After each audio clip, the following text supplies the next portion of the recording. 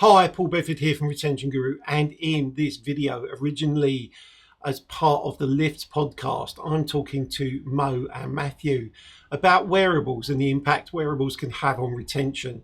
And it's quite interesting, refers to some research that I did for MyZone and the impact that had. Now, I'm not on the fence with regards to wearables. If you are into tracking data, they can be a very powerful way of finding motivation, improving adherence, and tracking results. However, if you're not, you're not. And you can't force people into doing something that doesn't motivate them. So that's what I'm talking about here. Now, if you've got any questions, please put them in the box down below. If you want to get in touch with me, email me at paul@retentionguru.co.uk. We'll also attach a link to the original podcast itself so you can watch the whole thing if you wish to. For now, enjoy this clip and I'll speak to you again soon. Take care. Bye. What I'm curious about too is in these spaces when you're looking at investments that Jim makes, and I want to move into point number 5 here around just wearables. MyZone states that obviously this is coming from MyZone that wearables helps improve gym retention by 22%. That's a very, very large number. And we've got this Keep Me article up here that's talking about how wearables and technology can help improve retention at clubs.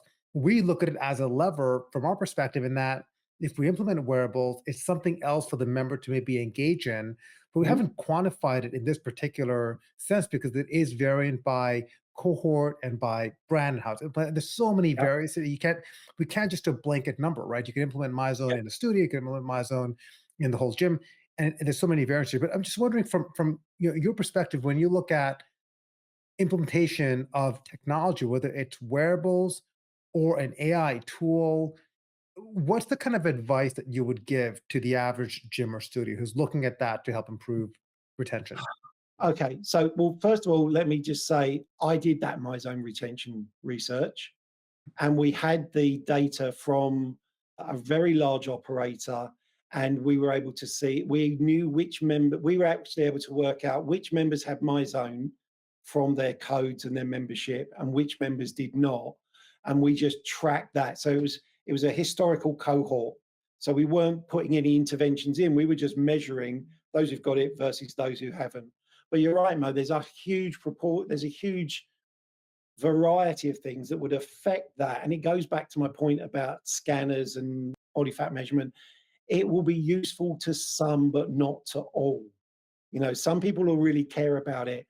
I was a competitive cyclist for a long time.